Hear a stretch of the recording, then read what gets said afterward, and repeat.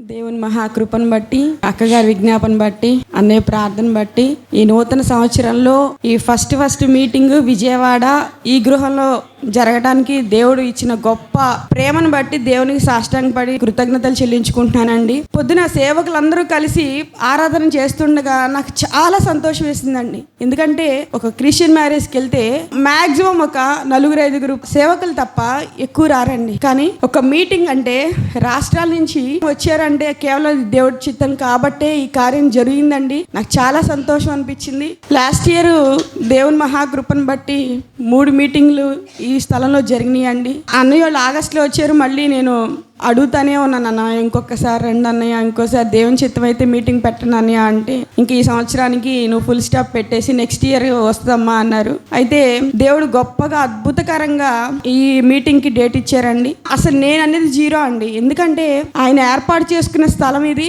ఎంతో మందికి లేని గొప్ప కార్యం ఏంటంటే ఎక్కడైనా అపార్ట్మెంట్లో ఇలాంటి ఫంక్షన్ హాల్ ఉండదు. ఇది ఉందంటే కేవలం ఇట్లా మీటింగ్ పెట్టి అనేక మందికి స్వస్థత, విడుదల, సమస్యల నుంచి పరిష్కారం రావడం కోసం దేవుడు ఇచ్చిన ఇల్లు అండి ఇది. నిజంగా మా వాళ్ళైతే కాదు. ఎందుకంటే ఈ ప్రేమ స్వరూపి మినిస్టర్ అన్నయ్య 8.5 సంవత్సరాలు పరిచర్య చేస్తున్నప్పుడు పరిచర్యలో అన్నయ్య వాడపడుతున్నారు కాబట్టి, ఆయన అప్పగించుకున్నారు కాబట్టి దేవునికి వారి కుటుంబం అంతా సంతోషంగా గడపడానికి దేవుడు ఈ చిన్న గొప్ప ఇల్లుని మాకు ఇచ్చారండి. దీన్ని బట్టి దేవునికి మహిమ కలుగును గాక. మరి అన్నయ్య చెప్పారు, మీటింగ్ చాలా పవర్ఫుల్గా ఉంటుంది, నువ్వు బాగా వ్యక్తిగతంగా ప్రార్థన చేసుకోమ్మా అంటే, నేను అన్నయ్య వాళ్ళ చెల్లిన పేరు తప్ప నాకు అంత ప్రార్థనా పర్రాలని కాదండి, చాలా లైట్గా తీసుకున్నాను. ఆ క్షణం నుంచి నేను పోరాడానండి. ఒక క్షణం అయితే అసలు నేను ఈ మీటింగ్ ఎందుకు తీసుకున్నాను అన్నంత సమస్యలు, శోధన, ఏ మాట మాట్లాడినా శోధన, ఏ వైపు చూసినా శోధన, ఎన్నో పోరాటాలు. ఈ వారం రోజుల నుంచి అన్నయ్య గత ఆదివారం చెప్పారు, నీకు ఫిబ్రవరి 8వ తారీఖు మీటింగ్ డేట్ ఇచ్చారమ్మా దేవుడు అని. ఆ క్షణం నుంచి రాత్రి 11 దాకా పోరాటమేనండి. చిన్న సాక్ష్యం ఏంటంటే ఈ ఫంక్షన్ హాల్లో బాగా వాటర్ కారుతున్నాయండి. దేవుని బిడ్డలు వస్తారు, కూర్చుంటానికి చాలా అక్కడ డిస్టర్బెన్స్గా ఉంటుంది. అన్నయ్య వాటర్ కారుతున్నాయి ఫంక్షన్ హాల్లో అంటే, అన్నయ్య ఒకటే అన్నారు, దేవుడు తోడుగా ఉన్నారు, ఏం కాదు పో అన్నారు. అంతే, ఆ సమస్య అలాగే పోయింది. ఎన్నో అద్భుతాలు, వింత కార్యాలు, ఆశ్చర్యకార్యాలు నేను చూశాను. మరి ఆయన ప్రేమను బట్టి రాత్రి 11:30 దాకా కూడా శోధన పడతానే ఉంది. మీటింగ్ గురించి కానీ, ఏర్పాట్ల గురించి కానీ టెన్షన్. కానీ దేవుడు ఎన్నో వాక్యాలు, ఎన్నో మీటింగ్ల ద్వారా విన్నాం. కానీ ఈరోజు నువ్వు ఎవరివి అనే మాట నన్ను చాలా కదిలించిందండి. ఆ మాటను బట్టి నిజంగా ప్రభువా, ఈ క్షణం కూడా నేను ఇలా బ్రతుకున్నానంటే గత సంవత్సరంలో ఈ 3 కూటాల వల్లే నేను బతుకున్నానేమో అన్నంతగా దేవుడు నాతో మాట్లాడారండి ఈరోజు వాక్యం ద్వారా. దేవుని ఆత్మకార్యం అండి ఇది. కేవలం దేవుడే వాక్యం ద్వారా నడిపించారు. ఈ చిన్ని సాక్ష్యాన్ని దేవుడు దీవించును గాక. ఇంగ్లీష్ టీచర్గా పనిచేస్తున్నాను. 2022లో డిసెంబర్ నెలలో నాకు అనుకూలమైన పాపాలని ఒప్పుకొని మరి తీసుకోవడం జరిగింది. బాప్తిసం తీసుకున్న దగ్గర నుంచి ప్రతి ఆదివారము చర్చికి వెళ్ళేవాడిని. నటనతో నేను వెళ్ళేవాడిని. మరి ఆ కుటుంబ స్నేహితుడు శాంసన్ బాబు గారు, వాళ్ళ పాప సుకీర్తి, ఆ పాప నాకు పెద్దగా పరిచయం లేదు. కానీ శాంసన్ బాబు గారు నేను బాగా పరిచయిస్తున్నాం. వయసులో చాలా పెద్దవాళ్ళు, నేను చాలా చిన్నవాడిని. ఆయనతో స్నేహం చేస్తే బాగుంటుందని ఆయనతో స్నేహం చేస్తూ ఆయన ఏ విధంగా చెప్తే ఆ విధంగా దైవకంగా పెరగాలని గత సంవత్సరం నుంచి నడుస్తూ ఉన్నాను. తను చెప్పారు, హైదరాబాద్లో మీటింగ్ ఉంది సార్ అని. 8 నెలల క్రితం నాకు ఆ పనులు ఉన్నాయి, ఈ పనులు ఉన్నాయని చెప్తూ వాయిదాలు వేసుకుంటూ వస్తున్నాను. ఆ తర్వాత మళ్ళా గుర్తు చేశారు, హైదరాబాద్లో మీటింగ్ ఉంది వెళ్దామని. సరే ఇన్నిసార్లు చెప్తున్నారు కదా వెళ్దామని హైదరాబాద్ వస్తే, ఆ రోజు అన్న అందరికీ చెప్పలా వాక్యం, నా కోసమే చెప్పారు. ఆయన చెప్పడమే కాదు, ఆయన చేతుల్లో కూడా చూపించడం జరిగింది. ఎప్పుడు ఎక్కడ ఎన్నడూ చేయలేనటువంటి, చూడలేనటువంటి ఆ రోజు నేను చూడగలిగాను. ముత్తయ్య గారు కాళ్ళకేదో వ్యాధి వస్తే ఆయన్ని కుర్చీలో కూర్చోబెట్టి అతని కాళ్ళని తన మోకాల మీద పెట్టుకొని నూనెతో మరి అభిషేకం చేసి ప్రార్థన చేయడం నేను ఎప్పుడూ చూడలే ఆ స్థితిని. ఆ రోజే అరే పోయినసారి గతంలో వచ్చినటువంటి మీటింగ్కి నేను వచ్చింటే ఇంకొంచెం బలపడేవాడిని అని అనిపించింది ఆ రోజు. అదే రోజు స్తుతుల్లో ఆశీర్వాదం అనే పుస్తకాన్ని కొనుక్కున్నాను 2. ఆ మరుసటి రోజు ఇంటికి వెళ్ళి అది చదువుతూ ఉంటే, ఇవన్నీ బైబిల్లో ఉన్నాయి కదా, నేను చదువుకుంటున్నాను కదా, మరి ఇది మళ్ళా చదవాలా అని ఒక 2-3 పేజీలు చదివి తీసి పక్కన పెట్టాను. పక్కన పెట్టి నా పనులలో నేను బిజీ అయిపోయి ఆ ఎగ్జామ్స్ ఈ ఎగ్జామ్స్ అని పిల్లల్ని ముందుకు నడిపించాలని అవన్నీ చేస్తూ ఉండేవాడిని. తర్వాత ఇది నవంబర్ 17 జరిగింది. మళ్ళా ఎస్ఐ గారు మాట్లాడారు నాతో, మాష్ గారు మరి తుని వెళ్దామండి, తునిలో బల్లారాధన కార్యక్రమం ఉంటుంది, వెళ్దాం సార్ అని అంటే ఆ రోజే అనుకున్నాను ఈసారి ఖచ్చితంగా బల్లారాధనకి నేను అటెండ్ అవ్వాలి. రిజర్వేషన్ దొరికినా దొరకకపోయినా ఏదో ఒక విధంగా బస్ అయినా పట్టుకొని వెళ్దామని అనుకున్నాను. రిజర్వేషన్ లేదు, బస్సులో వెళ్ళలేను, నిలబడలేను అన్ని గంటల సేపు. 10 గంటలకి చర్చి. ప్రశాంతిలో కూర్చున్నాను, గుంటూరులో సీట్ దొరకలేదు, కింద ఫుట్పాత్ మీద కూర్చున్నాను. ఎప్పుడు అలాంటి ప్రయాణం చేయలే. అసలు దిగిపోవలసిన వాడిని అలానే కూర్చొని ప్రార్థన చేసుకుంటూ తుని వరకు అలానే నిలబడడం, కూర్చోవడం, జనాలందరూ తొక్కుతూ వెళుతూ ఉన్నా అట్లానే వచ్చి తుని దగ్గరకు వస్తూ ఉంటే పాప ఫోన్ చేసింది, అంకుల్ ఎక్కడున్నారు, మరి మీకు దారి తెలియదు కదా అంటే, పర్వాలేదమ్మా అడ్రస్ చెప్పంటే, లేదు అంకుల్ అదే ట్రైన్లో నంద్యాల నుంచి వస్తున్నారు, వాళ్ళతో పాటు కలిసి రండి అన్నారు. చూడండి, దేవుని కోసం నేను వెళదాం అనుకుంటే దేవుడు అన్ని ఆటంకాలన్నీ తొలగిస్తూ నన్ను ముందుకు నడిపిస్తున్నాడు. వెళ్ళాను. ఆ రోజు అన్నయ్య వాక్యం, దైవజనుడిని దూషించావా నన్నే అడిగారు. నేను అనుకున్నాను మనసులో, దైవజనుడిని దూషించడం కాదయ్యా, చెయ్యి కూడా ఎత్తాను, నా పెద్ద కుమారుడికి పేరు పెట్టే విషయంలో ఆయన ఏదో ఒక మాట అన్నాడని చెయ్యి కూడా ఎత్తాను అని మనసులో అనుకున్నాను. తర్వాత పర్సనల్గా మాట్లాడితే, మాష్ గారు మీకేమన్నా ఉపయోగపడిందా అంటే, లేదయ్యా మీరు చెప్పింది నా కోసమే చెప్పారు, నేను రావడం మంచిదైంది అని అన్నాను. ముందు ఆయన అన్నారు, మీరు పాపాలు ఒప్పుకున్నారా అన్నారు. పాపాలంటే నాకు కొన్ని పాపాలే చేశానయ్యా, అయ్యే ఒప్పుకున్నానని అన్నాను. కొన్ని పాపాలు కాదండి, అసలు మీరు మారలేదు, మీరు బాప్తీసం తీసుకున్నాం అన్నారు కానీ అసలు మీరో మార్పే లేదండి అన్నారు. ఒకసారి వెనక తిరిగి చూస్తే, ఇదేంటి పాష్ గారు ఇట్లా అంటున్నారు, అందరేమో బాప్తీసం తీసుకుంటే మారిపోయారు అంటున్నారు, మరి ఈ పాష్ గారేమో బాప్తీసం తీసుకున్నా నేను పాపాలు ఒప్పుకున్నా మారలేదు అంటున్నారు, అసలు ఏంటి అని ఆలోచిస్తూ ఉంటే, మీరు ఇంటికి వెళ్ళిన తర్వాత ఫోన్ చేయండి అని నంబర్ ఇచ్చారు. సాయంత్రం వచ్చి ఫోన్ చేస్తే చెప్పారు, సార్ నేను కొన్ని ప్రశ్నలు అడుగుతాను మీరు చెప్తారా అన్నారు.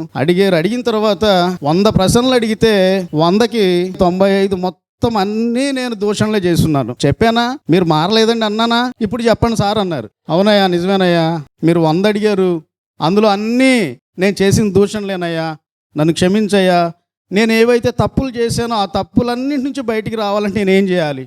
మీరేం చేయొద్దండి, దేవుని వాక్యం వినండి, బైబుల్ చదువుకోండి, ప్రార్థన చేసుకోండి. అక్కడి నుంచి వచ్చాను. ఇదే పుస్తకాన్ని 8 సార్లు చదివాను. ఉదయాన్నే లేచి తెల్లవారుజామున 4:30కి అట్లా లెగుస్తాను. నేను ఎందుకు లెగవాలి అంటే 10th క్లాస్ వాళ్ళకి పాఠం చెప్పాలి. లేచి గబెక్కిన ముఖం అట్లా కడికేసుకొని ఆ బుక్ తీసి చదువుతూ ఉండేవాడిని. ఇప్పుడు ఆ బుక్ చదవట్లా. ఫస్ట్ ఈ బుక్ చదివిన తర్వాతనే, బైబుల్ చదివిన తర్వాతనే ఇప్పుడు వాళ్ళకి ఏది చెప్పాలనో పిల్లలకి ఆ బుక్ చదువుతున్నా.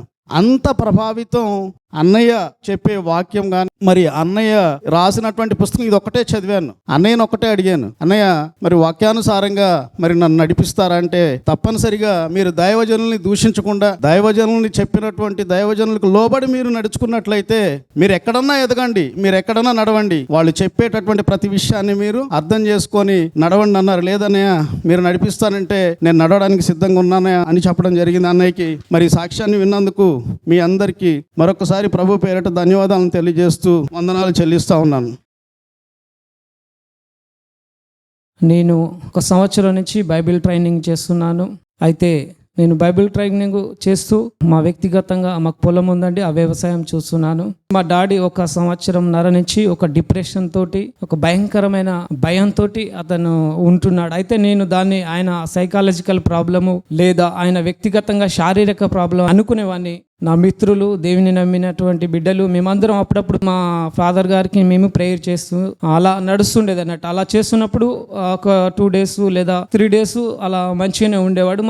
మళ్ళీ అదే పొజిషన్లో ఉంటూ ఉండేవాడు. ఒకరోజు నైట్ 12 అవుతుందండి. ఆ టైంకి ఆయనకు చాలా భయం అయ్యి నా దగ్గరకు వచ్చేసి, ఒకసారి ప్రేయర్ చేయి, నాకు నిద్ర రావట్లేదు, చాలా భయంగా ఉందని చెప్పేసి అని అన్నాడు. ఆ రోజు నైట్ నేను ప్రేయర్ చేశానండి. నైట్ ప్రేయర్ చేసిన తర్వాత, ప్రేయర్ చేసి నేను నా రూమ్లోకి వచ్చినాక ఒక 5 నిమిషాలలో నేను మళ్ళీ తిరిగి బైబిల్ చదువుతుంటే భయంకరమైన భయం, నా చేతులు వణికిపోతున్నాయి. అలా అని చెప్పేసి నేను కూర్చొని, ప్రభువా నాకు ఈ భయం ఏందని చెప్పేసి మోకాళ్ళ మీద మళ్ళీ కూర్చొని ప్రార్థించాను. అయినా కానీ కూడా నాలో భయం పోవట్లేదు. హార్ట్ బీట్ రేట్ ఎక్కువ పెరిగిపోయింది, ఆయాసం ఎక్కువ అయిపోయి అసలు నేను చనిపోతానేమో అనుకున్నా. అంత భయంతో బయటకు వెళ్ళిపోయి విలేజ్కి ఒక 1 kilometer బైక్ మీద జర్నీ చేసి ఆ ఆయాసం పోవడానికి, ఆ యొక్క ప్రాబ్లం పోవడానికి, హార్ట్ బీట్ రేట్ తగ్గడానికి నేను అక్కడికి వెళ్ళి నేను ఇటు వచ్చిన. అదే క్రమంలో నాకు ఆ రోజు నుంచి డైలీ నాకు అలానే అవుతుంది. అంటే ప్రియాంక సిస్టర్ గత ఒక 1 ఇయర్ నుంచి పరిచయం. ఎట్లా అంటే మా యొక్క మిస్సెస్కు పరిచయం. బస్సులో ప్రయాణం చేస్తున్నప్పుడు స్తుతుల బుక్ ఆమె అందరికీ ఇట్లా ఇస్తుంది ఆ బస్సులో. అదే రీతిగా ఆ రోజు మా మిస్సెస్కి ఇచ్చింది ఆ స్తుతుల బుక్. ఇవ్వడం వల్ల ఆ సిస్టర్ అప్పుడప్పుడు మా మిస్సెస్తో మాట్లాడుతుంది ఫోన్లో. అలాగే నాతోటి కూడా అలా మాట్లాడుతూ నాకు పరిచయం అయింది. సిస్టర్ ఏం చేసింది, పాస్టర్ గారితో ఫోన్ చేయించడం జరిగింది.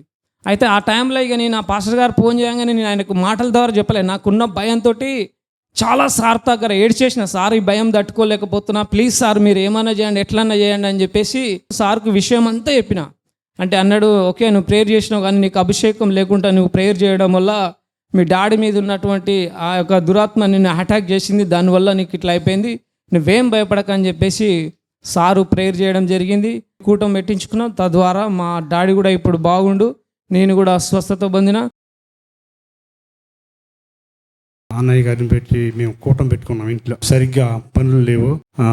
వారంలో ఒకసారి 2 సార్లు పనులు ఉంటాయా, మిగతాప్పుడు పనులు లేవు. వీటన్నిటి కొరకు మాకు కూటం పెట్టుకోవాలా. బలహీనతలు, ఈ యొక్క దురాత్మ శక్తులు ఇవన్నీ పనిచేస్తూ ఉంటాయని చెప్పిన తర్వాత దేవుడు ఆయన దగ్గర మాట్లాడి, అంతతో మాట్లాడి మాకు స్వస్థతలు కలిగజేసి మంచి ఆరోగ్యం ఇచ్చి, పనులు ఇచ్చి, కృపతో నింపి మమ్మల్ని ఆ కూటం ద్వారా చాలా పనులు నాకు ఇచ్చి, ఒకడికి కనీసం మా పని విషయంలో కూడా 2.5 రోజుకి 19,000 అంటే ఆకింగ్ కొట్టేది పైన స్లాబ్. 2.5 రోజుకి 19,000 వాళ్ళు దాన్ని ఇచ్చేదానికి ఒప్పకుండా 16,000 ఇచ్చేసి ఒకే 2.5 రోజుకి 19,000 అని చెప్పి అనేవాళ్ళు. సరే దేవుడిచ్చింది చాలు అనుకొని దేవుని కృప వలన అన్నయ్య గారు ప్రార్థనతో బాగా పనిచేసి అన్ని విషయాల్లో దేవుడు వర్ధలు చేస్తూ ఆశీర్వాదకరంగా. తర్వాత పాపం గురించి ఒప్పించారు అన్నయ్య గారు. ఒప్పించిన తర్వాత పశ్చాత్తాపడి కన్నీరు పెట్టి ప్రార్థన చేసుకుంటూ, పశ్చాత్తాపం ఏమంటే తెలియదు, భయంకరంగా పశ్చాత్తాపడుతూ రోజు ఒక్కొక్కటి తీసేసుకుంటూ మాట ద్వారా, చూపు ద్వారా, నడత ద్వారా చెడు తలంపులు కానీ ఇవన్నీ అధికంగా వచ్చేది. కనుక ఎప్పుడైతే అన్నయ్య గారు మాకు పాపం ఒప్పించి ప్రేయర్ చేశారో ఆ రోజు నుండి ఈ రోజు వరకు ప్రార్థనలో కూర్చొని పశ్చాత్తాపడి కన్నీరు పెట్టుకుంటూ దేవుని సన్నిధిలో ముందుకు సాగుతున్నాము. దేవుడి కృప వలన ఈరోజు మీటింగ్లు కూడా బాగా మనకి ఆశీర్వాదకరంగా ఉంది. నెమ్మదిగా నేను అప్పుడే ఒకసారి కూడా చెప్పిన, ఎంతసేపైనా కూర్చొని వినడానికి వాక్యం బాగా బుర్రకెక్కుతూ అర్థమవుతూ, పాపం హృదయంలో ఉంటే వాక్యం అర్థం కాదు. దేవుని కృప వలన పశ్చాత్తాపడి పాపాలని వదులుకొని దేవుని సన్నిధిలో ఇంకా పశ్చాత్తాపడుతూ ఏడ్చుతూ దేవునికి ఇచ్చే విషయంలో, ప్రభా నాకు చిన్న కానుక ఇవ్వకూడదు, నేను పెద్ద కానుక ఇవ్వాలి ప్రభా, నాకు కావాల్సింది నీకు పెద్ద కానుకలు ఇచ్చి మా కుటుంబ పోషింపడాలి ప్రభా నాకని రోజు ప్రార్థన చేసుకుంటున్నాం. దేవుని నామానికి స్తోత్రం. మా పాపదే అత్తూరు హైదరాబాద్ వెళ్ళాను. నేను హైదరాబాద్ వెళ్ళి రిటర్న్ నర్సపూర్ ఎక్స్ప్రెస్ అయితే నేను స్టేషన్లోకి వచ్చి ముందే వెళ్ళిపోయింది. ఎలా వెళ్ళాలని నేను టెన్షన్ పడుతుంటే ఇలాగ మచిలీపట్నం ట్రైన్ వచ్చింది. ఇప్పటికే అది ఎక్కినప్పుడు ఖమ్మం దాటిన తర్వాత ప్రియాంక అన్న అమ్మాయి నా దగ్గరకు వచ్చి కూర్చుంది. ఎక్కడికి వెళ్తున్నాం అమ్మ అంటే విజయవాడ వెళ్తున్నాను. దేనికి రా అంటే ఇలాగ ప్రేయర్కి వెళ్తున్నాను అని చెప్పిందండి. ఇలాగ దేవుని మాటలు చెప్తుంది. నేనైతే పుట్టు క్రైస్తవురాలనే, మా తాతయ్య గారు కూడా సేవ చేశారు, నా తండ్రి కూడా సేవ చేస్తూ సేవలోనే ఆయన మరణించారు. నేనే 10 మందికి ఇలాగ దేవుని గురించి చెప్పేదని. అలాంటిది అమ్మాయి కూర్చున్న కానించి కూడా దేవుని మాటలే చెప్తుంది. నా అమ్మాయిని చూసేటడికి నాకైతే చాలా చాలా ఆనందం కలిగింది. నాకు 3 కుమార్తెలు. ఆ అమ్మాయి వయసు కలవాళ్ళే ముగ్గురు కూడా బీటెక్ చేశారు. అయితే నా అమ్మాయి మాటలు విని నేను, ఈ అమ్మాయి హైదరాబాద్లో జాబ్ అంటుంది, మా పిల్లలు కూడా 2 హైదరాబాద్లో ఉన్నారు, ఈ మా పిల్లలకు పరిచయం చేస్తే ఇంకా బలపడతారని నేను మా అమ్మాయి మాటలు వింటా అలా వస్తున్నాను. వినేటప్పటికి ఆంటీ నేను తాడేపల్లి మినిస్ట్రీకి వెళ్తున్నాను, మీరు కూడా రండి ఆంటీ అన్నది. చాలా చోట్లకి నేను వెళ్ళాను. అయినా అమ్మాయి చెప్తుంది కాబట్టి మళ్ళీ నాకు ఈ అవకాశం వస్తుందో రాదో తెలియదు, వెళ్ళాలి అని అనుకున్నాను. మళ్ళీ ఇంటి దగ్గర మా పిల్లలు కంగారు పడతారు, మా వారు కూడా ఏంటి ఎక్కడికి వెళ్ళావని అనుకుంటారు, ఏంటి ఇంత లేట్ అయిందని అంటారని నేను భయపడుతున్నాను. ఈ అవకాశం మళ్ళీ రాదు, రండి అని అంటే సరేనమ్మా ఏదేమైనా వచ్చేస్తానని మా పాపకి 2 అమ్మాయికి ఫోన్ చేశాను. ఫోన్ చేస్తే ఆ అమ్మాయి అక్కడ హైదరాబాద్లో మెడికల్ బిల్డింగ్లో చేస్తుంది. అయితే ప్రియాంక ఇద్దరు కూడా ఒకసారి మెట్రో ఎక్కినప్పుడు ఇద్దరు పరిచయం అయ్యారంట. ఆ మెట్రోలో కూడా ఈ అమ్మాయి దేవుని మాటలు చెప్పిందంట. అప్పుడు ఇంటికి వచ్చిన తర్వాత ఒక అమ్మాయి నన్ను కలిసి దేవుని మాటలు చెప్పిందని అమ్మాయి చెప్పింది, అవి విన్నాను. తర్వాత ఈరోజు పొద్దుట ఫోన్ చేసి నేను ఇలాగ ప్రియాంక నేను వెళ్తున్నాను, ఒక అమ్మాయి నన్ను తీసుకెళ్తుందని వీడియో కాల్లో ఈ అమ్మాయి మాట్లాడుతుందని ఫోన్ ఇచ్చుకునేటప్పటికి, ఆంటీ ఈ అమ్మాయి నాకు ముందే తెలుసా అంటే, నేను అక్కడ చూశాను, మెట్రోలో చూశాను, ఇద్దరికి పరిచయం ఉందని ఇద్దరు మాట్లాడుకున్నారు. దేవుని దయ్యమో దేవుని కృప ఏమో తెలియదు, కానీ ఈ విధంగా నేను ఆ బిడ్డ ద్వారా మీ అందరినీ కలుసుకోవడానికి, బ్రదర్ గారు వాక్యం వినటానికి దేవుడే నాకు ఈరోజు నా జీవితంలో ఏదో ధన్యత నేను నమ్ముచున్నాను. ఈ వాక్యం ద్వారా నేను ఎంతో బలపడ్డాను. ఈ 3 చెట్లను బట్టి మనం 3 చెట్లలాగా దేవునికి మహిమకరంగా జీవించేలాగా ఆయన ద్వారా వాక్యం ద్వారా నేను ఎంతగానో బలపడ్డాను. దేవుడే నన్ను ఇక్కడ వరకు తీసుకొచ్చాడు. మీరు అయితే వీడియో వేసి చూపించారు. ఈ రోజుల్లో మనుషులకి సహజంగా ఆరోగ్యపరంగా ఆర్థిక పరంగా కూడా ప్రజల సహాయం అవసరం. ఇలాంటివి మీరు చాలా చేస్తున్నారని నేను చూశాను. నేను చాలా సంతోషపడ్డాను. దాన్ని బట్టి దేవుడు మిమ్మల్ని ఇంకా దీవించాలని నేను కోరుకుంటున్నాను. అలాగే ఇచ్చిన సాక్ష్యాన్ని చెప్పుకుంటున్నాను. ಖಂಡಿತವಾಗಿ ನಾನು ಭಾಳ ಸಂತೋಷ ಪಡ್ತೇನೆ. ನಿನ್ನೆ ಮಧ್ಯಾಹ್ನ ನನಗೆ ಪ್ರಭುದಾಸ್ ಚಳ್ಳಕೆರೆಯಿಂದ ಸುಮಾರು ಒಂದು 15 ಕಿಲೋಮೀಟರ್ ದೂರ ಇದೆ ಅವ್ರ ಊರು, ಫೋನ್ ಮಾಡಿದ್ರು. ಈ ರೀತಿಯಾಗಿ ಒಂದು ವಿಜಯವಾಡ ಆ ಸ್ಥಳದಲ್ಲಿ ಒಂದು ಕಾರ್ಯಕ್ರಮ ಇದೆ ಬಾ ಅಂತ ಹೇಳಿ. ಖಂಡಿತ ದೇವರು ನಡೆಸಿದ್ರು ಅಂದರೆ ಅದ್ಭುತವಾಗಿ ನಡೆಸ್ತಾರೆ. ಇಲ್ಲಿ ಬಂದು ನಾನು ಭಾಳ ಒಳ್ಳೆಯ ವಿಷಯಗಳನ್ನು ಕಲ್ತ್ಕೊಂಡೆ. ನಾನು 30 ವರ್ಷ ದೇವರ ಸೇವೆಯಲ್ಲಿದ್ದೀನಿ. 15 ವರ್ಷ ವಿಶ್ವವಾಣಿಯಲ್ಲಿ ಸೇವೆ ಮಾಡಿ ಮತ್ತು ನಾನೀಗ ಸ್ವಂತ ಸೇವೆ ಮಾಡ್ತಾಯಿದ್ದೀನಿ. ಇವತ್ತು ಕಲಿತಂಥ ಪಾಠ ನನಗೆ ತುಂಬ ಆಶೀರ್ವಾದಕರವಾಗಿತ್ತು. ನಿಜವಾಗೂ ನಾವು ದೇವರ ರಾಜ್ಯಕ್ಕೆ ಸೇರ್ತೀವ ಅಥವಾ ನರಕಕ್ಕೆ ಹೋಗ್ತೀವ ಎಂಬುದಾಗಿ ದೇವದಾಸರು ತುಂಬ ಚೆನ್ನಾಗಿ ತಿಳಿಸಿದರು. ಇವತ್ತಿನ ಸಂದೇಶ ಭಾಳ ಆಶೀರ್ವಾದಕರವಾಗಿತ್ತು. ಈ ಸಂದೇಶದಿಂದ ನಾನು ಕಲ್ತ್ಕೊಂಡಂಥ ಪಾಠ 3 ಗಿಡಗಳ ಬಗ್ಗೆ. ಆ ಗಿಡಗಳ ಹಾಗೆ ಇದ್ದರೆ ನಾವು ಆಶೀರ್ವಾದಕರವಾಗಿರ್ತೇವೆ, ಆದರೆ ಮುಳ್ಳಿನ ಗಿಡವಾಗಿದ್ದರೆ ನಾವು ಶಾಪವಾಗ್ತೇವೆ ಮತ್ತು ನರಕಕ್ಕೆ ಹೋಗ್ತೀವಿ ಅಂತ ತಿಳ್ಕೊಂಡು. ಖಂಡಿತವಾಗಿ ನಾವು ಮುಳ್ಳಾಗಿರಬಾರ್ದು ಅಥವಾ ಬೇರೆ ಯಾರಿಗೂ ತೊಂದರೆ ಕೊಡೋರಾಗಿರಬಾರ್ದು ಮತ್ತು ಅವ್ರಿಗೆ ಕೇಡು ಮಾಡೋರಾಗಿದ್ದರೆ ಖಂಡಿತ.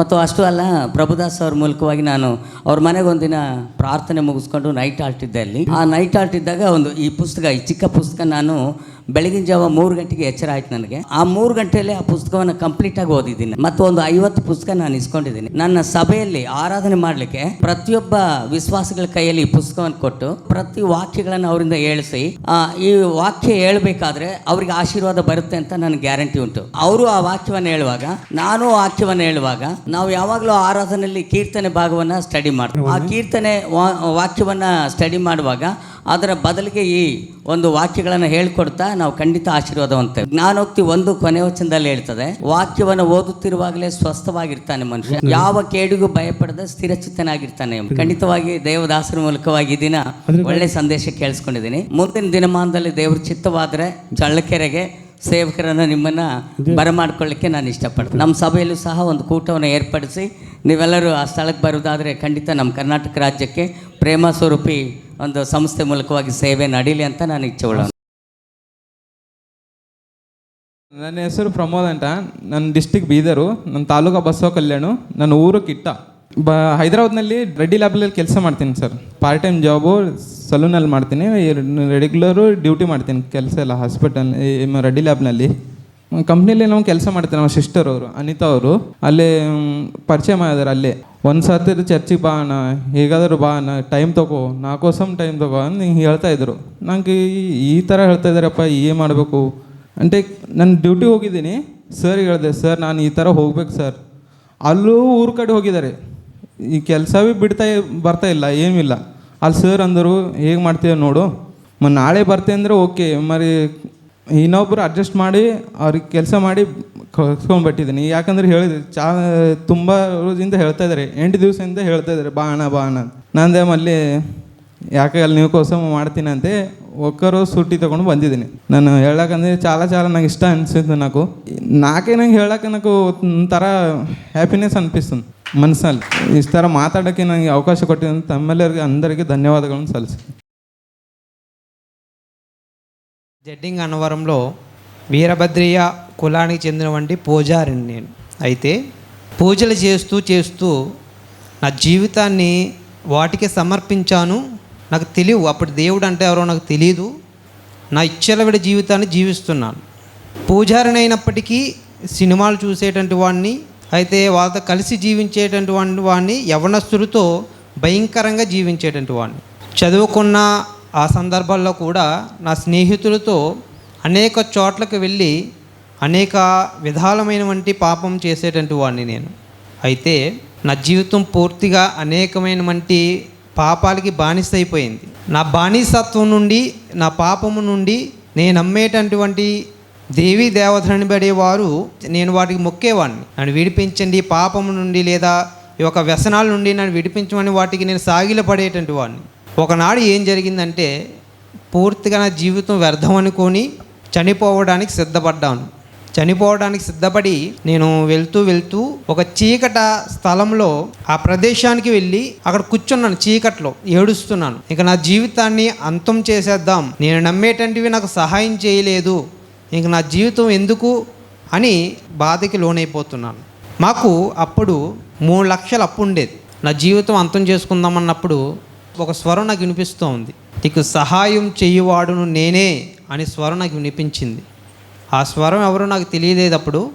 అయితే కొన్ని రోజుల తర్వాత ఉండగా ఒక దైవజనుడు నా దగ్గరికి వచ్చి, ప్రేమ స్వరూపి మినిస్ట్రీ వారి ఈ పుస్తకాన్ని నాకు ఇచ్చాడు. ఇచ్చిన తర్వాత ఈ స్తుతులు చెల్లించండి, మీ జీవితం మారుతుంది అన్నాడు. తెల్లవారుజాము 4 గంటలకు లేచి ప్రార్థించడం మొదలుపెట్టాను. ఈ స్తుతులు 100 స్తుతులు చెల్లించాను దేవునికి.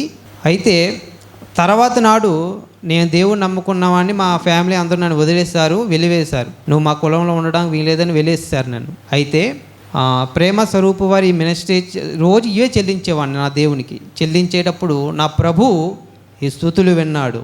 ఒక సంబంధం నాకు వచ్చి ఆ పెళ్లి సంబంధికులు అన్నారు, మన క్యాస్ట్లోనూ మన కులంలోనూ దేవుడు నమ్ముకున్న వంటి వ్యక్తి లేడు, నువ్వు మాకు కనిపించావని ఆ 3 lakhs వారే ఉచితంగా ఇచ్చి ఆ బంధకాల్లోంచి నన్ను విడిపించారు. వాళ్ళు నాకు ఒక గృహాన్ని కట్టించారు, చక్కని సంబంధాన్ని ఇచ్చారు, అనేక బండి కొని ఇచ్చారు, ఇలా అనేకమైనటువంటి లోక సంబంధమన్నీ ఇచ్చారు. ఇలా నా జీవితాన్ని ఒక ఉన్నతమైన స్థాయికి తీసుకెళ్ళి నన్ను ఎవరైతే ద్వేషించారో వాళ్ళందరూ నా దగ్గరికి వచ్చి తింటున్నారు. అంత గొప్ప ఘనత తీసుకొచ్చింది ఈ ప్రేమ స్వరూపి వారి ఈ స్తుతుల పుస్తకం మాత్రమే. దేవుని నామన స్తోత్రాలు. దైవ సేవకులకి కూడి వచ్చిన మీ అందరికీ మా హృదయపూర్వక వందనాలు తెలియపరుస్తున్నాను. పోలీస్ డిపార్ట్మెంట్లో సబ్ ఇన్స్పెక్టర్గా పనిచేస్తూనే రిటైర్డ్ అయ్యాను. నేను ఈ మినిస్ట్రీలోకి రావడానికి నా కుమార్తె సుకీర్తి నన్ను నడిపించింది. ఎక్కడైనా పిల్లల్ని తల్లిదండ్రులు నడిపిస్తారు, అలాంటిది మా కూతురు మమ్మల్ని నడిపించడం నాకు చాలా దేవునికే మహిమ కలుగును గాక.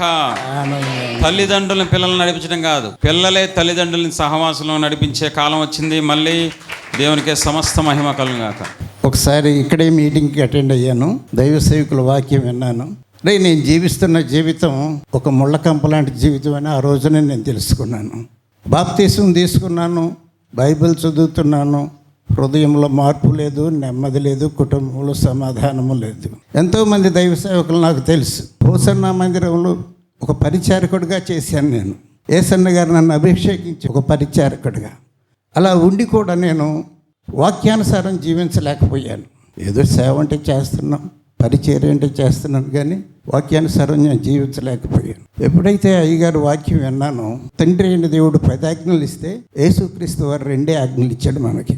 నీ దేవుడైన యెహోవాని నీ పూర్ణ ఆత్మతోనూ, నీ పూర్ణ శక్తితోనూ, నీ పూర్ణ బలముతోనూ ఆరాధించండి. అలాగే నిన్ను వలె నీ పొరుగు వారిని ప్రేమించండి. ఈ వాక్యానుసారం ఈ ప్రేమ స్వరూపి మినిస్టర్ నడుస్తుంది. గత 3 రోజుల కిందట నేను తునిలో 3 రోజులు ఉన్నాను. అక్కడ వారు నా పట్ల చూపించిన అపారమైన కృప కొరకై నేను ఎంతగానో వారికి రుణపడి ఉన్నాను. నిజంగా ప్రేమ అంటే ఇది, వాక్యానుసారం జీవించడం అంటే ఇది.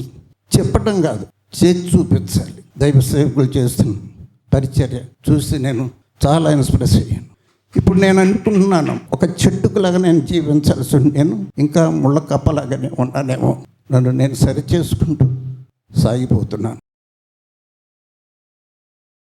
స్థుతుల బుక్ నేను చదవటం వల్ల నాకు కొన్ని అప్పులు అయినాయి, ఇంట్లో సమస్యలు, నేను ఆర్థికంగా కూడా నాకు ఇంట్లో చాలా మంచిగా అనిపించింది. ఈ బుక్ చదవటం వల్ల నేను చాలా మేలు పొందిన. పక్కింటి దగ్గర ₹1,00,000 అప్పు తీసుకొచ్చిన నేను పెళ్ళికని. మరి నేను ఏడుస్తూ ఈ స్థుతుల బుక్ చదవటం వల్ల నాకు ఆ ₹1,00,000 బాకీ తీరింది. ఇక్కడికి వచ్చిన తర్వాత ఇక్కడ నేను చాలా బలపడ్డా. ఎక్కడ ఎన్ని చర్చిలు నేను తిరిగినా కానీ ఎక్కడ నాకు కరెక్ట్గా చెప్పలేరు వాక్యం. అన్నయ్య గారి వాక్యము, అన్నయ్య గారి గద్దింపు మనసుకు నచ్చినట్టుగా నా హృదయానికి అతుక్కుంది ఆ వాక్యము. ఆ వాక్యం ద్వారా నేను ఎంతో బలపడ్డా ఇంకా దేవుళ్ళని. ఈరోజు చెప్పిన చెట్ల ద్వారా కానీ నేనైతే ముళ్ళకంపలాగే ఉన్నానని నేను అనుకుంటున్నా. ఇంకా నేను ఆ ముళ్ళకంప ద్వారా లేకుండా చెట్ల ద్వారా నేను రావాలి. అటు విధంగా నేను కోరుకుంటున్నా. అయ్యగారి గురించి ఎంతో బాగా చెప్తా ఉండేది అక్క. నేను అనుకున్నా ఇక్కడికి వచ్చిన తర్వాత ఎవ్వరు లేరు, నేను ఒక్కనే ఆడ కూర్చున్నా, ఆ పక్కన నలుగురు, ఈడు ముగ్గురు. ఏంటి అక్కయ్య ఏంటేంటో చెప్పింది, అక్కడ బాగా జరుగుతుంది నాన్న, నువ్వు ఒక్కసారి రావాలి. వీడికి వచ్చిన తర్వాత నేను ఏంటి అక్క ఏంటేంటో చెప్పింది, ఈడ ఎవరు లేరు, ఆడికి పోయి కూర్చుందాం అనుకుంటే అన్నం ముందు కూర్చో అంటున్నాడు. సర్లేని వీడికి వచ్చిన. అయ్యగారు ఏంటి అసలు ఇంత కామెడీగా ఉన్నాడు, ఇంత కామెడీగా చెప్తున్నాడు వాక్యం, ఈయనలో సబ్జెక్ట్ ఉందా అనుకున్నా. ఈయనేంటయ్యా న్యాయాధిపతుల్లో నుంచి తీసుకొచ్చి ప్రకటన వరకు తీసుకెళ్ళాడు. న్యాయాధిపతుల్లో నుంచి మంచి చెట్ల గురించి యోబు గారిని అయితేనేమి, దానియేలు గారిని అయితేనేమి, పేతురు గారిని అయితేనేమి వివరించాడు. చెడ్డ చెట్టు గురించి ఇస్కరియతు గారి గురించి చెప్పాడు. లాస్ట్కి ఏమన్నాడు తెలుసా, మీరు మంచి చెట్టుగా ఉన్నారా చెడ్డ చెట్టుగా ఉన్నారా అన్నాడు. అబ్బా నాకు అప్పుడు అనిపించింది, ఈయన దూది రుద్ది సూది వేయడం కాదు, ఫస్ట్ ఉత్త సూది వేసి నెక్స్ట్ ఇంజక్షన్ వేసిన మందు వేసి ఇచ్చాడు అని. దేవుని చిత్తం అయితే అయ్యగారు మా ప్రాంతంలో ప్రొద్దుటూరు ఆ పరిసర ప్రాంతాల్లో పెడితే ఇలాంటి పాంప్లెట్లు కొట్టించి పంచి పెడతాం. నేను పోలీస్ డిపార్ట్మెంట్లో 15 సంవత్సరాలుగా ఉద్యోగం చేస్తున్నాను. దేవుడిచ్చిన ఉద్యోగాన్ని బట్టి, దేవుడిచ్చిన కుటుంబాన్ని బట్టి దేవుడిని ఎంతగానో స్తుతిస్తున్నానండి. మరి సాక్ష్యం చెప్పడానికి దగ్గరగా 5-6 సంవత్సరాల క్రితం చెప్పాలి ఇది. మీలా ప్రేయర్ మీటింగ్స్కి వెళ్ళినప్పుడు ఒక దైవ సేవకురాళ్ళ ద్వారా దేవుడు కృపను బట్టి మన స్తుతుల పుస్తకం నా చేతికి ఇవ్వబడింది. ఇదేనండి, ఈ పుస్తకం పట్టుకుంటేనే ఒళ్ళు పులకరిస్తుంది. దేవుడికి మహిమ కలుగును గాక. మరి ఈ పుస్తకం నా చేతికి వచ్చిన తర్వాత నా అంతర్ హృదయంలో ఉన్న పరిశుద్ధాత్ముడు ఎంత ఆనందంతో ఉందంటే ఆ సిచ్యువేషను, అప్పుడు ఎలా ఉన్నానో ఇప్పుడు అలాగంటే ఎక్కువగా ఉన్నాను ఈ ఆరాధనలోని. దేవుడికి మహిమ కలుగును గాక. పౌలు గారికి దేవుడు ఆత్మ ద్వారా వాక్యం ఎలా రాశారో, ఆయన మరి దైవ సేవకుల్ని బలపరిచిన ఆత్మ ద్వారా రాయబడిన పుస్తకం అండి ఇది. నేను చెప్పవలసింది అనుకుంటే ప్రతి ఒక్క గృహంలోని, ప్రతి ఒక్క క్రైస్తవులో, ప్రతి ఒక్క సంఘంలో ఈ పుస్తకం ప్రతి ఒక్కరికి ఉండాలి. దేవుడికి మహిమ కలుగును గాక. మరి నేను ఎక్కడికి వెళ్ళినా ఈ పుస్తకం నా జేబులో ఉంటుంది. డ్యూటీకి వెళ్ళినా ఎక్కడికి వెళ్ళినా కానీ నేను 9 నెలలు నైట్ డ్యూటీ చేసినప్పుడు ఈ పుస్తకం ఎక్కువగా ధ్యానిస్తూనే ఉండేవాడిని. ఇటు బైబిల్, ఈ పుస్తకం, బైబిల్ పుస్తకం ధ్యానిస్తూ ఉన్నాను. పుస్తకం ద్వారా నాకు అభిషేకం పొందుకున్నాను, ఆశీర్వాదం పొందుకున్నాను, విడుదల పొందుకున్నాను, బలపడ్డాను. నేను తర్వాత ఒక 1000 పుస్తకాలు నేను తీసుకుని అనేక మందికి దేవుడి కృపను బట్టి పంచిపెట్టడం జరిగింది. దేవుడి నామముకు మహిమ కలుగును గాక. 2 విషయాలు అంటే నన్ను ఇంకా నేను సరి చేసుకోవడానికి ఒక అవకాశం దొరికింది, దేవుడు ఇచ్చాడు అనిపించింది. ఎలా అంటే 2 చెట్ల గురించి దైవ సేవకులు గారు మాట్లాడారు ఇక్కడ దేవుడి కృపను బట్టి. మరి నేను కొన్ని పొదలుగా ఉన్నానేమో, ఇంకా ఎక్కడైనా సరి చేసుకుంటే నేను అడిగాను, ప్రభా ఇంకా నాలో ఎక్కడైనా పొద లక్షణాలు, ముళ్ళ లక్షణాలు ఉంటే నేను ఎక్కడైనా గాయపరుస్తున్నానేమో, నీ కొరకు నేను ఎలా జీవించాలి, నీ కొరకు నేను ఎలా సంతోషపెట్టాలని ఎప్పుడు అడుగుతూ ఉంటాను అని ఈ దినం నాకు దైవ సేవకుల ద్వారా చాలా విషయాలు చెప్పి ఇవి సరి చేసుకో అన్నట్టు చెప్పడం జరిగింది. మా వాళ్ళందరూ చాలా మంది డ్యూటీలో ఉంటారు. ఇదే మనం వాళ్ళందరికీ చెప్పాలి, తొందరగా వెళ్ళాలని హృదయం అంతా ఆలోచనతో ఉందండి. నిజంగా చాలా సంతోషం. దేవుడికి ఎలా ఉండాలనుకుంటున్నారో అని ఇవాళ చెప్పడం జరిగింది. ఒక చెట్టులా ఉండడం వల్ల దేవుడికి మనుషులకి మనం సంతోషకరంగా ఉంటాము. ఈ వాక్యాన్ని బట్టి నా ఆత్మకి ఎంతో బలపడ్డాను. ఇప్పుడు అనేక మందికి చెప్పడానికి ఎంతో ప్రేరేపణతో ఉన్నానండి. చాలా హ్యాపీగా ఉందండి. ఈ మాటలు దేవుడు దీవించును గాక. 4-5 సార్లు మీటింగ్లో ఉన్నప్పుడు చెల్లి అని సొంతంగా మాట్లాడుద్ది. చాలాసార్లు తను ఫోన్ చేసినా నేను ఎత్తలేదు. అంటే నా ఆర్థిక ఇబ్బందుల వల్ల తనను కూడా లెక్క చేయలే. ఇలా తాడేపల్లిలోనే దేవుడు నీ దగ్గరికి వచ్చి మీటింగ్ పెడుతున్నాడేమో అన్నట్టు అక్క చెప్పింది. ఒక్కసారి అన్నయ్య గారి దగ్గరికి వచ్చి ప్రార్థన చేసుకో, సమస్యలన్నీ తీరిపోతాయి అని అక్క సాక్ష్యం కూడా చాలాసార్లు చెప్పింది. ఇందాక నేను ఇక్కడికి వచ్చి సాక్ష్యం చెప్పాలంటే మనసు చెప్పాలనిపిస్తుంది, కానీ నేను ఎప్పుడు మా సంఘంలో కూడా నుంచో నేను ఎప్పుడు సాక్ష్యం చెప్పుకోలేదు. ఇక్కడికి వచ్చాక కింద అన్నయ్య అవమానాలు, ఆశీర్వాదాలు, నిందలను, దీవెనల కింద నా జీవితంలో ప్రజెంట్ ఇప్పుడు అవే జరుగుతున్నాయి. చాలా ఇబ్బందుల్లో ఉన్నాను. మళ్ళీ నేను అన్నయ్య వాళ్ళ సంఘానికి వెళ్ళి తునిలోని సాక్ష్యం చెప్పుకునే కృప నాకు దయచేయండి. నిజంగా ఆ పాట చెప్పినప్పుడు ప్రభువా ఇందుకే నన్ను ఇక్కడికి రప్పించామని చాలా మనసులో కుమిలిపోయా. ఎలా అయినా ఈరోజు నేను ఆ సంఘానికి వెళ్ళాలి, ఆ ప్రార్థనలో నేను వినాలి, ఆ ప్రార్థనలో నాకు మంచి జరుగుద్దనే నమ్మకంతో చాలా ఇక్కడికి వచ్చాక అన్నయ్య మాట్లాడిన ప్రతి ఒక్క మాట నా కోసమే మాట్లాడినట్టు దేవుడు మాట్లాడిచ్చాడు. మీ ప్రార్థనలో చాలా బలం ఉందని నేను ఇక్కడ ఎప్పుడే నమ్మాను. అన్నయ్య అన్నారు చూడు, బైబిల్కి ముద్దు పెట్టుకోండి అని. మీరు నమ్ముతారో నమ్మరో తెలీదు, రోజు ధైర్యం ఇవ్వు దేవా అని నేను నా గుండెల మీద నా బిడ్డను చేసుకొని ఇక్కడ పెట్టుకొని డైలీ పడుకుంటా. అప్పుడు అనిపించింది, ప్రభువా గుండెల మీద బైబిల్ పెట్టుకుంటే ఇంత ఆశీర్వాదమా, నాకు తెలీదు, ఈ అన్నయ్య ద్వారా తెలియపరిచారని చెప్పి చాలా నమ్మాను. అన్నయ్య గారికి చాలా వందనాలు. నా చిన్న సాక్ష్యం దేవుడు దీవించును గాక.